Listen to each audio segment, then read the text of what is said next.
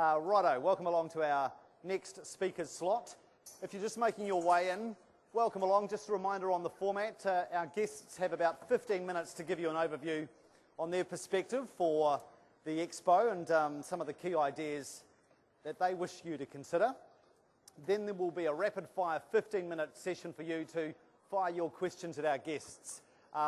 We will start on the wings. I was a bit remiss. I think I left out the left wing in the previous session. So we'll start down here. You get first shot this time. And we'll try and get through as many questions as possible. Just a reminder, our speakers are very welcome to have a one-on-one with you afterwards as well. So if you don't get your question asked in our session, feel free to go and have a chat to them afterwards. And a reminder that all sessions are available on the internet if you wish to review them. Just go to shareanidea.org.nz. All right, creativity time. Dr. Jane Gregg is the Dean of the Faculty of Creative Industries at CPIT, and Martin Trustham is the faculty's stakeholder manager. They're going to do a bit of a double act presentation for you, so please welcome Jane and Martin.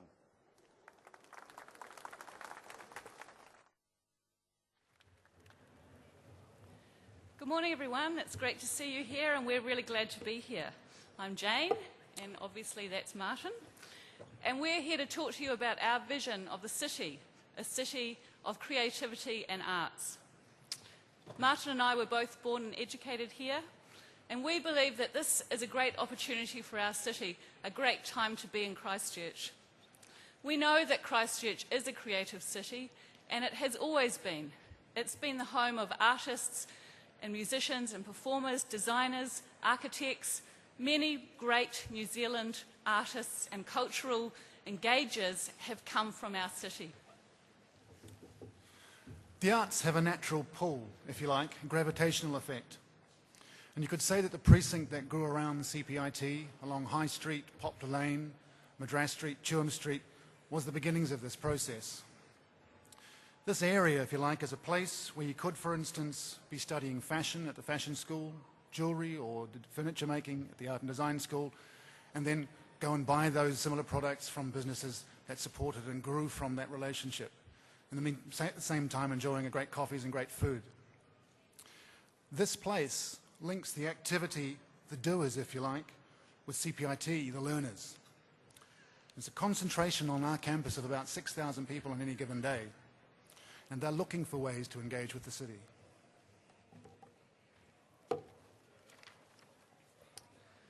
So bearing in mind that where we are in the city has always had a unique place as being a creative place, we'd now like you to imagine for a minute a bigger version of that. And I'm not sure if you were here for the last speaker, Paul Longsdale's presentation, but he actually stole our idea, I think, because he talked about precincts that develop from activities that develop people and that bring people into the city. So we're going to talk to you about one of those precincts, and that is a precinct of creativity. It's very simple. We're proposing to you that there is the development of a cultural precinct based around the arts, and that precinct should be located close to CPIT. We're thinking about a series of interconnected spaces, art spaces, studios, performing spaces, workrooms, rehearsal spaces, meeting rooms, administration areas, places for all of our artistic communities to work together, and a place for our arts education institutions to work together. In many ways, we see this opportunity as like a new childhood for the city. And like children, we need to be enthusiastic and grab those new opportunities that we have with enthusiasm and optimism. Many respected people that stand up here today or that are around this arena will talk about how we can rebuild physical structures or infrastructural structures. But we need to also make sure that we're rebuilding our cultural structures. And at CPIT, we're well positioned to be the heart of that new culture in the city. Why is that? Because we're educators, and that's our core business. We're all about bringing in energy and pumping it back out. In our case as a faculty, we bring in students, and that is like a transfusion for the city already. There's thousands of them that come to our campus in the CBD. And then we pump them back out to you as artists or designers, musicians, performers, actors, circus artists even. And these people flow out and create businesses of their own, or retail spaces. They engage in other areas like business and commerce, and they bring life into our city. So we want to ensure that when we recreate the city, that we think about where CPIT can sit in the middle of that as being a force that can develop creativity to become part of our future.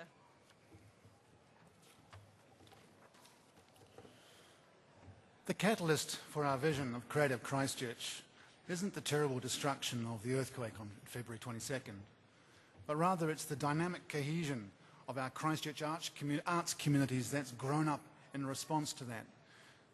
We've gathered together on our campus at CPIT a large collection of the organisations that have presented the cultural life of the city.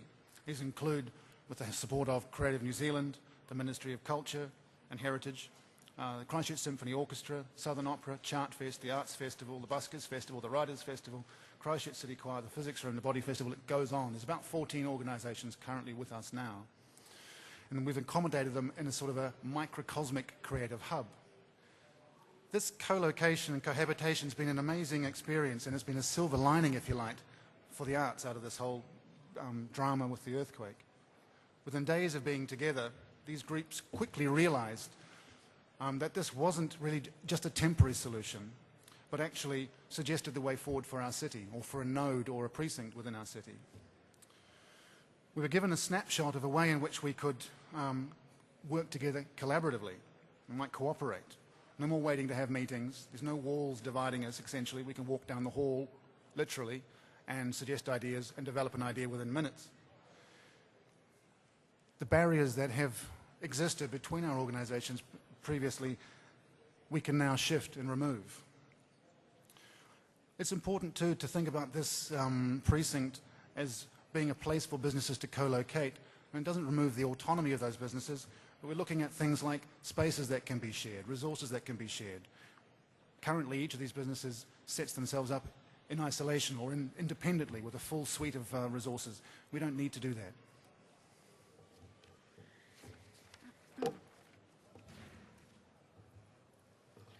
At this stage, it may be that you're thinking, well, why CPIT?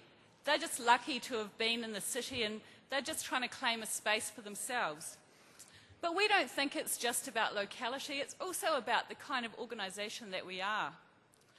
It's really, really simple, actually. It's always been our mission to be part of the Christchurch community in quite a major and diverse way. Our mission statement, if anyone ever reads mission statements, is CPIT in the community in CPIT. And over the past 100 years or so, as an organisation, we've grown and changed and moved with the needs of our learning communities and the needs of our neighbourhoods and our suburbs. We've had a strong reputation for engaging with industries and organisations and partnerships that actually kind of touch every one of us in the city. And we're also an organisation that can take a few risks, and that's got a few examples of where it has taken risks before and been successful and built new things out of that. In my own faculty, the New Zealand Broadcasting School, where most of New Zealand's broadcasters, anyone you see on TV pretty much, they train with us. And that was because someone took a risk about 25 years ago and thought, that's something that we need. There's other examples as well, and many of them in other faculties. But what I'm saying is that we can tap into innovation, and we understand what makes people tick because we work across the communities of the city. And we know how to adapt and change and value emergent ideas and emergent people. In fact, as someone said at a meeting I was at the other night, it's time Christchurch had a state of emergence, not a state of emergency. CPIT's interconnectedness and ability to foster aspirations, if you like, is born out of my own journey. So I'll just quickly tell you, I trained at CPIT many years ago. I set up my own business. I practiced for many years. and then for various reasons I looked to enter back into CPIT and teach. Part of that process, I saw the quality of the output of the students, and I was completely blown away by it. I mean, the level of it was extremely high, equal to professional work anywhere. We developed one show called Pitch, which is a fashion show. And over the years, working with CPITs and the clear-sighted vision that they have, we've grown that into a 2-week festival called Ignition, which links with Cup and Show Week at the end of the year. Just as an example of how CPIT's willing and able to respond to new ideas to engage with the city. CPIT's mindset allowed that to happen, allowed me to happen actually in that process. And I'm just one of the many people that the institution has actually fostered and supported. And that's why I think as an institution, we can help galvanize the kind of emerge and merge networks and frameworks that will inspire Christchurch's arts revitalisation. So hopefully you're getting a picture of the kind of place that we are and the kind of place that we have in the city. And we're painting a picture that's anything but an ivory tower educator role in the new city vision. We also need to make sure that this is a place that people can actually live, where they want to live, where they can afford to live. So we need to be careful when we create a new precinct, and we're suggesting it needs to be near us, but wherever it is, it needs to have approachable and affordable rental structures so that our young artists can stay here and work, so that they don't leave us for the vortex that is the great super city sucking our talent north. We need to keep Christchurch as a living, breathing, creative city, not as a theme park. We need to make sure that what we build back there, people can actually stay and work in. Most importantly, as well, we need people to live in the city. We need to make sure that residents want to be there. All kinds of people, families, couples, people who are retired, people from our many cultural, diverse groups that we have around the town. We need to make sure that it's a welcoming environment where people can stay, can play, can work, can learn, and can earn. I know those are cliches, but they need to be said again today. So what you heard, if you like, the bones of our proposition, and it's worth repeating. We're proposing development of a new city precinct based on the arts. We're talking about a series of interconnected arts and performing spaces, studios, workrooms, as well as administration spaces, rehearsal and teaching spaces to enable artists and arts institutions to get on their feet again and to grow. But there are many more strands to this. There are a large multimedia alliance, if you like, that's growing up in the city also in response to the earthquake. And they would like to locate in the CBD. We teach multimedia as well. There's broadcast media.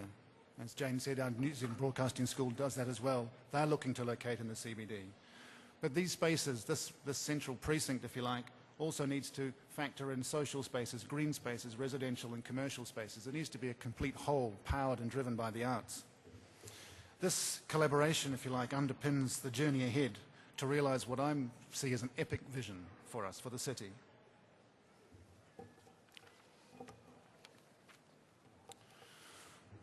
Well, without this creative output and input, for that matter, our city will become a shadow of its former self, former cultural self.